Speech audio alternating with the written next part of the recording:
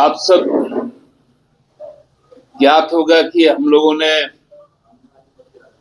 चुनाव से पहले जब कोविड काल का जो दौर था वो समाप्त हुआ तो सबसे पहले 2022 में माननीय मुख्यमंत्री ने राज्य के विकास को और तेजी से आगे बढ़ाने के लिए केंद्र के पास जो हमारे बकाये हैं उन बकायों के मद में तत्कालीन कोयला मंत्री पीयूष गोयल जी को एक पत्र लिखा था कि हमारे राज्य से आपने अभी तक जो भी कोयले का उत्खनन किया है, लोगों को डिस्प्लेसमेंट का सामना करना पड़ा, पर्यावरण को नुकसान हुआ, इन तमाम मुद्दों पर जो हमारा जो रॉयल्टी है, जो हमारा जो प्राप्य है, वो 1,36,042 करोड़ रुपए हमको आप दे दिया। उसके बाद आपको ये भी याद होगा कि तत्कालीन जो कोयला मंत्री थे उन्होंने रांची आने का काम किया, झारखंड मंत्रालय में जाकर माननीय मुख्यमंत्री से मुलाकात की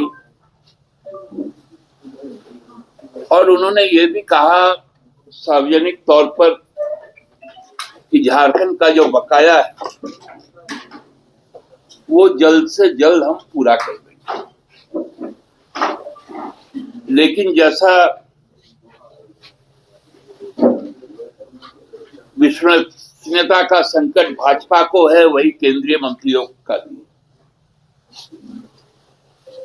केंद्रीय वित्त मंत्री से जब संसद में पूछा गया कि भाई प्याज का दाम क्यों बढ़ रहा है, तो उन्होंने कह दिया था कि मैं तो प्याज खाती नहीं। माननीय मुख्यमंत्री जी का वो उसके बाद एक खुला पत्र भी आप सबके सामने आया है जो प्रधानमंत्री जी को लिखा गया था।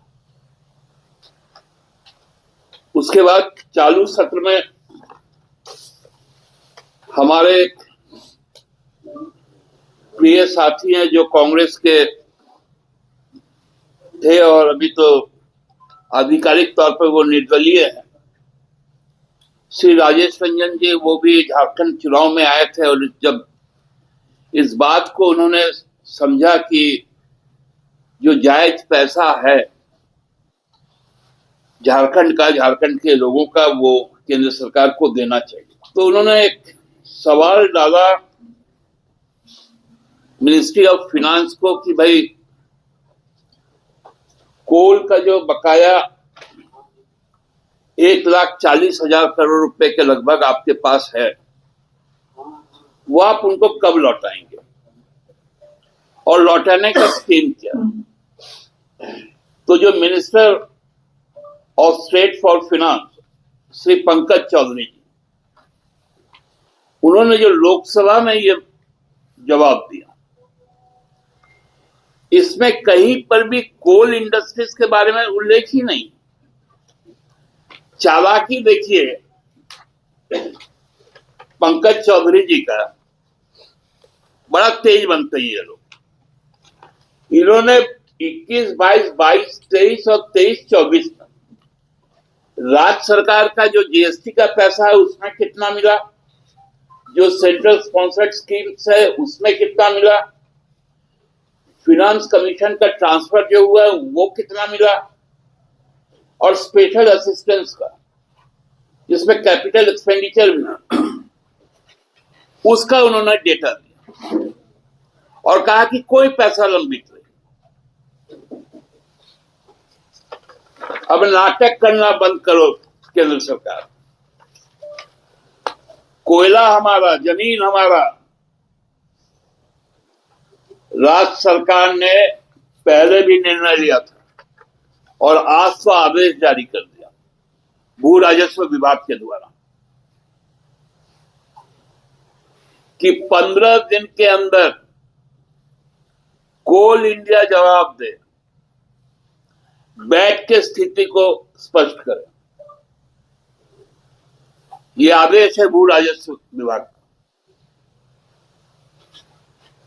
साफ तौर पर कहा गया कि हम लोग अब छोड़ने वाले नहीं हैं।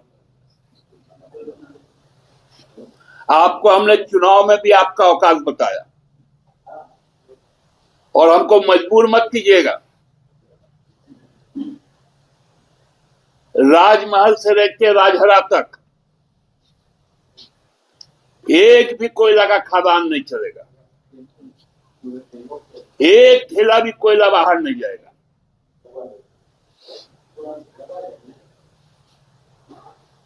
नाटक है क्या?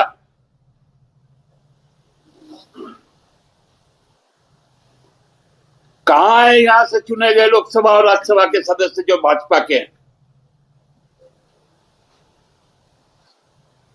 मंत्री भी हैं, सब गुंगे हो गए क्या? बहरे हो गए?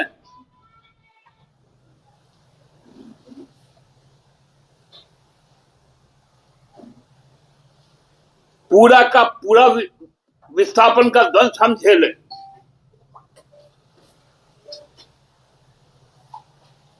पर्यावरण को जो नुकसान हुआ वो तो अलग, जंगल काटे गए,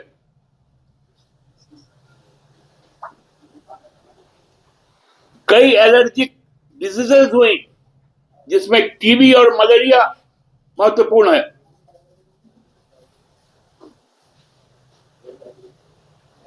और ये चालाकी कर रहे हैं।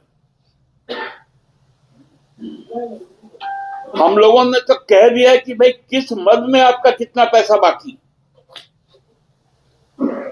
माननीय मुख्यमंत्री जी ने जो पत्र लिखा था उस पत्र में सारा डिटेल कि भूमि अधिग्रहण में कितना बाकी है, जो कोल वाश होके जो होता है उसमें कितना पैसा बाकी है,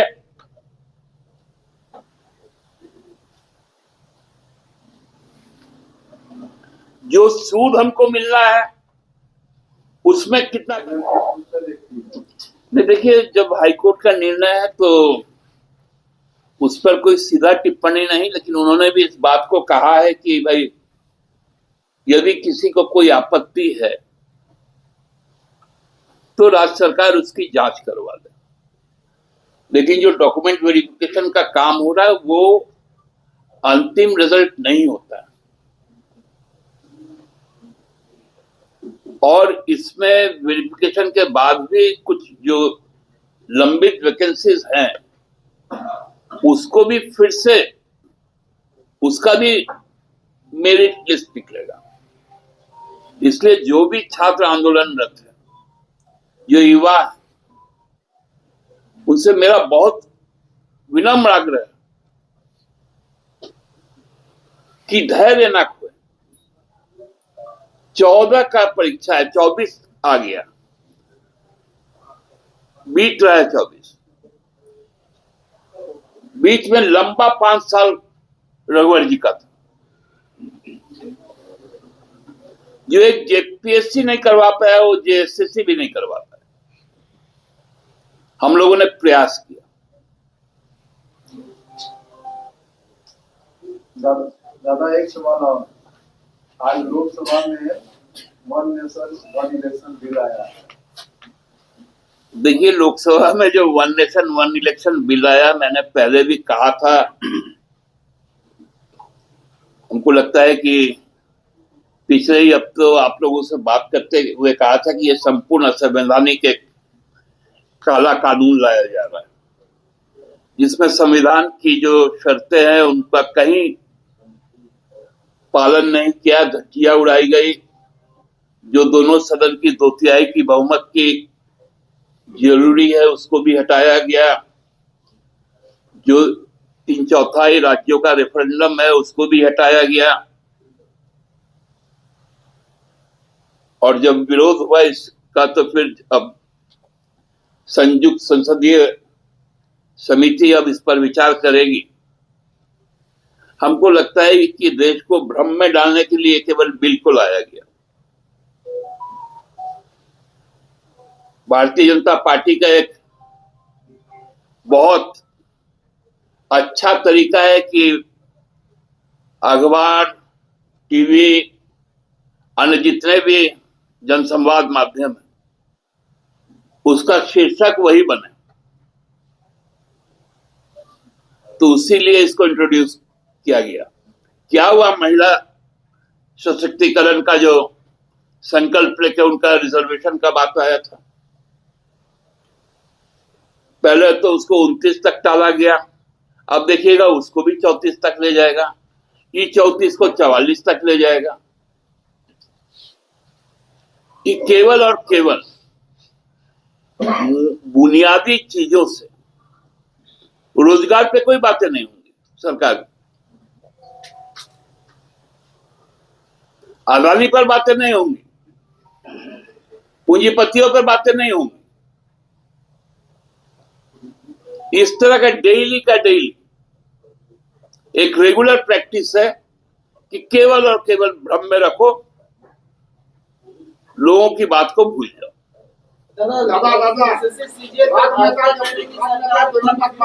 अब किसका सुनने और किसका भाजपा का कहना है लाठी डंडे की सरकार है, जिस प्रकार नेता देवनाथ महतो की पिटाई हुई है। सुनिए ना, अब इनको और कुछ तो आता नहीं, ये लोग तो सब फूल बरसाते थे ना।